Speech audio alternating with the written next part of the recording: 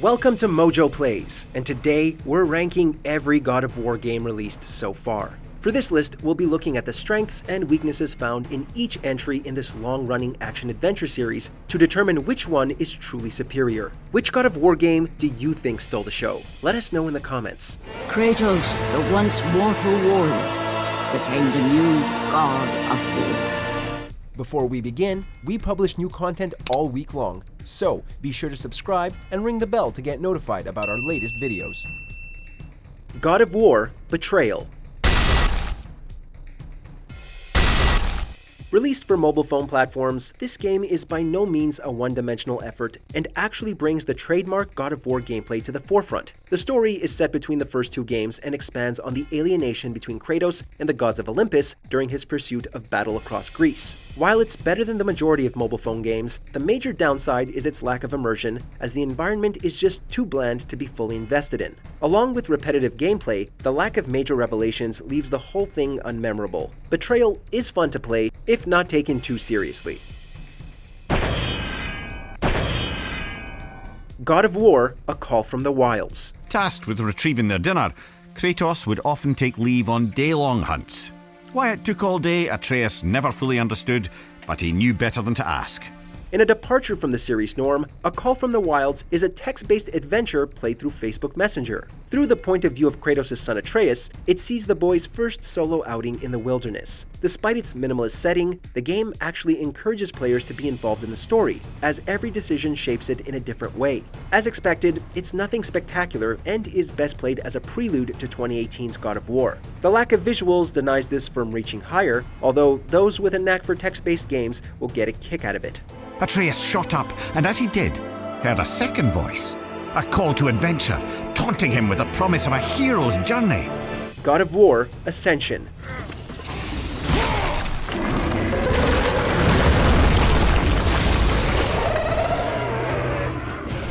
By the time this game was released, the series had gone through the same mechanics one time too many. Ascension has nothing original to offer in terms of gameplay, with the controls being a carbon copy of earlier entries. Chronologically, this is Kratos' first story, as he attempts to fight off the Furies and free himself of the blood oath to Ares. An attempt is made here to add some depth to Kratos' character by making his younger self more human and empathetic, but this has the side effect of giving him too much of a dry personality. Ascension is no doubt fun for God of War enthusiasts and is still a quality hack-and-slash game, but the tacked-on multiplayer and lack of originality is difficult to overlook. I have spilled enough innocent blood. There is no other way, Spartan. Destroy the oath, kill Ares, and have your revenge. God of War: Ghost of Sparta. The visions still haunt me, Athena. The visions you promised to take away. But this vision, I can change. Looking to humanize Kratos to an extent, this game sees him head into the domain of death to retrieve his brother. Ghost of Sparta packs in a lot more emotion than most games in the original series, carving out Kratos' family backstory while filling in the gaps of his parentage. It also indulges liberally in action set pieces, bringing in big moments whenever it can. What's hard to ignore is that it feels more of the same, and those who checked out the previous PSP entry will find this game to be somewhat of an expansion rather than a full game. While it's a worthy experience for newcomers who will enjoy the challenge, Ghost of Sparta otherwise suffers from the same tropes that have been seen time and time again. A Spartan never lets his back hit the ground. Right, brother? I will not lose you again, Deimos. God of War: Chains of Olympus. Olympus has sent a message, and I am here to deliver it.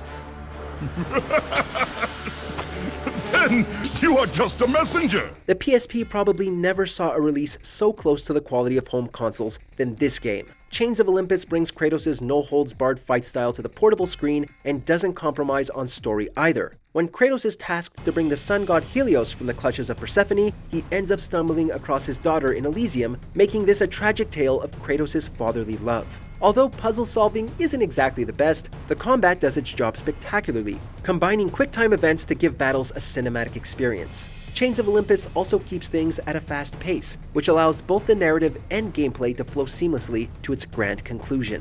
I grow tired of the gods' requests, Athena. I have given enough. Now take these nightmares from my head! God of War 2. A choice from the gods is as useless as the gods themselves. Even now, as you draw your last breath, you continue to defy me! The focus on magic and melee weapons is heavy in the second installment, which truly enlarged the scale of the God of War experience. In this sequel, Kratos is betrayed by Zeus into becoming mortal, leading him to confront the Sisters of Fate in order to alter his past and confront Zeus again. With a multitude of weapons at our disposal, there are a lot of ways gameplay can be approached based on a player's style. New elements, such as slowing down time and unique platforming, give God of War 2's gameplay an additional layer of quality. The cliffhanger ending is perhaps the most notable downside, as Kratos' story is left hanging just when it starts to get interesting. Zeus, your son has returned! I bring the destruction of Olympus!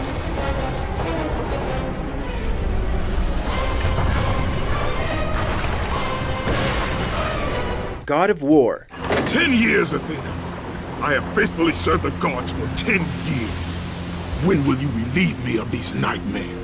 The first game revolutionized the hack-and-slash genre, bringing a fine balance between combat, puzzle solving, and story. It introduced Kratos as the former general of Ares, looking to redeem himself for the sins of his past. The majority of the game involves surviving Pandora's temple to retrieve the box containing the power to kill a god. Despite its premise, God of War's puzzles require an out-of-the-box level of thinking, making the player carry both brains and brawn hand in hand. Pacing is a slight issue, since the tone can suddenly shift from action-packed to a standstill, although this far from interferes with the overall experience. I was trying to make you a great warrior.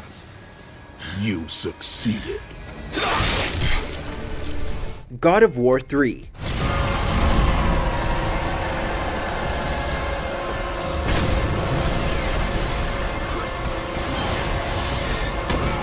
The conclusion to the original series, God of War 3 throws everything it can at the player, and then some. With the Olympic pantheon standing between his goal for revenge, Kratos' mission spells the end for the Greek gods themselves. It finally develops his character beyond his rage, as Kratos' connection to Pandora allows him to move past his long-running inner guilt.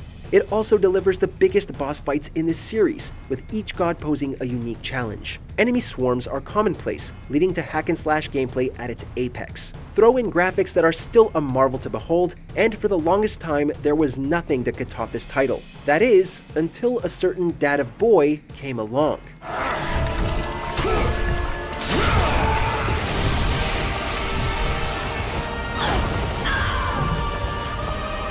God of War. Stop him!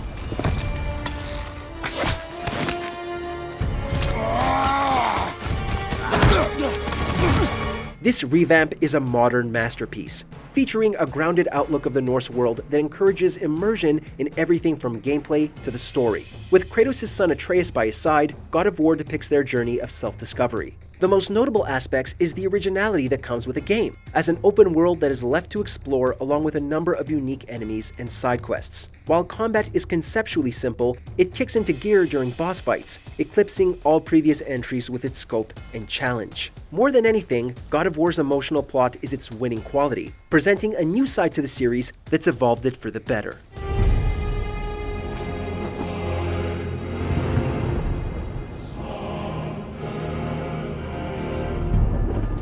Check out these other great clips from MojoPlays, and be sure to subscribe and ring the bell to get notified about our latest videos.